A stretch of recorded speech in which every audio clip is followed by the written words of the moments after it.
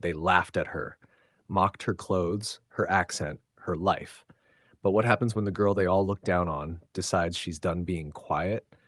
When humiliation turns into power, and the one they called nothing shows the world she's something fierce. Before we continue, welcome to Voices Unchained.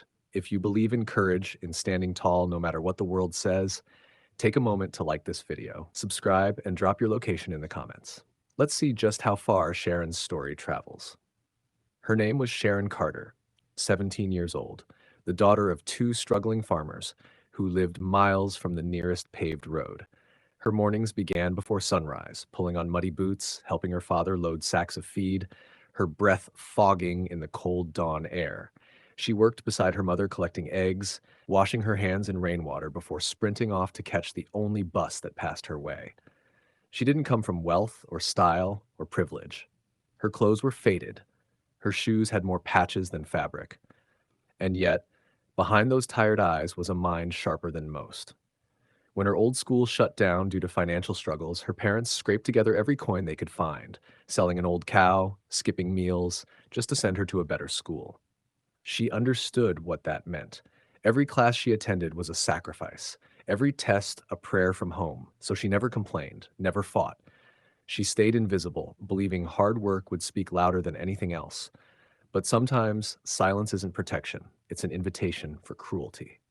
His name was Nate Matthews, the face of the school, captain of the football team, local celebrity, son of the town's richest family. To the world, he was a star. To the students, a god. But behind that perfect smile was something rotten, the arrogance of someone who believed power meant control. From the day Sharon walked into that school, Nate decided she didn't belong. He mocked her accent, called her names no one should hear, and laughed loud enough for everyone else to join in. One morning, Sharon opened her locker only to find it dripping, rotten eggs smashed inside, stinking up the hallway. When she turned, Nate stood across the hall, laughing, surrounded by his followers, Ryan and Luke, both grinning like hyenas. There was no proof, but Sharon didn't need any. The way Nate looked at her said it all.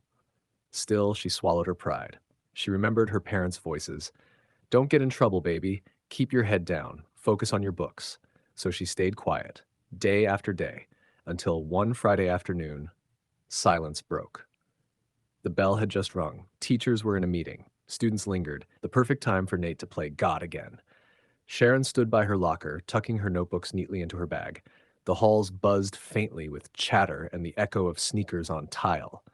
Then came that voice, smooth, mocking. "Well, well, if it isn't my favorite monkey," Nate said, swaggering toward her. His two shadows trailed behind him, already laughing. Sharon froze, closed her locker gently, and began to walk away. She'd learned to ignore. But Nate wasn't done. He stepped in front of her, blocking the path. "Hey, I'm talking to you." Sharon sighed, her voice calm, steady. "What is it, Nate? Just leave me alone." "Oh, don't be like that," he sneered. "I just wanted to ask if you fed all the chickens this morning, or did you eat with them too?" Laughter erupted. Phones came out. Screens glowed as people started recording. Sharon's heart raced, her fists clenched by her sides. She stared at him, straight through him, but didn't respond. She tried to step around. That's when he grabbed her wrist. "You don't walk away while I'm talking to you," he said, his tone dripping with entitlement. A murmur ran through the hallway. Everyone stopped. Even his friends looked uneasy. Sharon's voice dropped low, warning him, "Get your hands off me right now, Nate." He chuckled, eyes flicking to the cameras.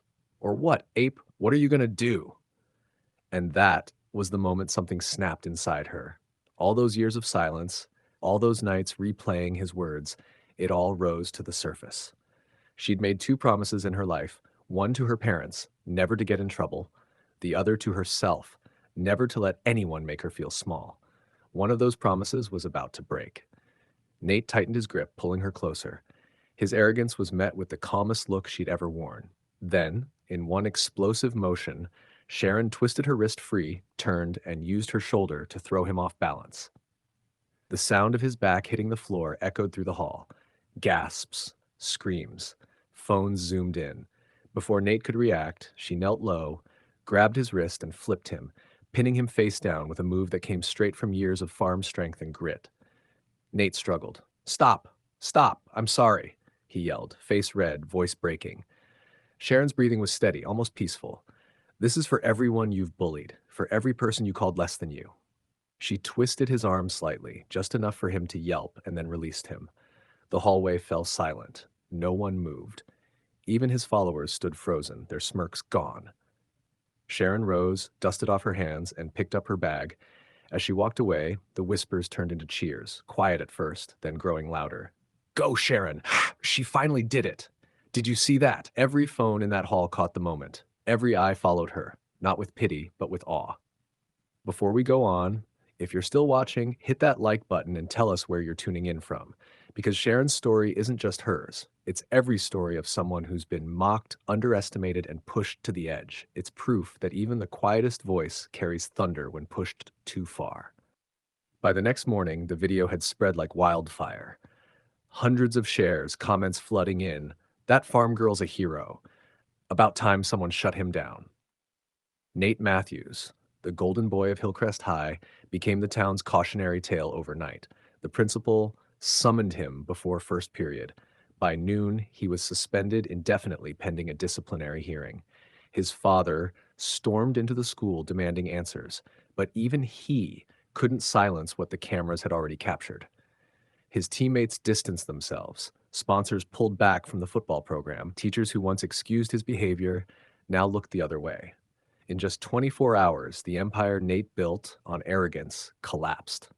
The boy who thought he owned the school now sat at home, scrolling through videos of his own humiliation, the same way he used to laugh at others. As for Sharon, she walked through those halls with her head high. Some students smiled at her. Some whispered, "Thank you." Even the ones who'd filmed in silence now saw her differently. Not as the poor farm girl, but as the girl who stood up when everyone else stayed quiet.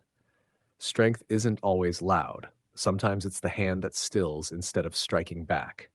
Sometimes it's the girl who endures until the moment she can't anymore, and then reminds the world what dignity looks like when it finally stands tall.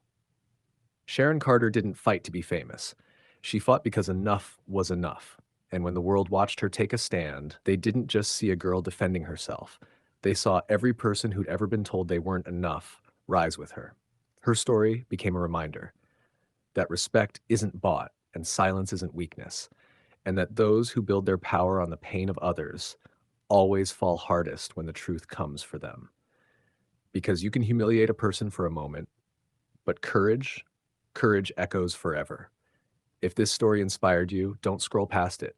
Hit that like button, share the story with someone who needs it, and tell us in the comments where you're watching from. Because Voices Unchained isn't just storytelling, it's justice through words. It's proof that every quiet soul has a breaking point, and when that moment comes, the world listens. This is Voices Unchained, where silence ends and freedom begins.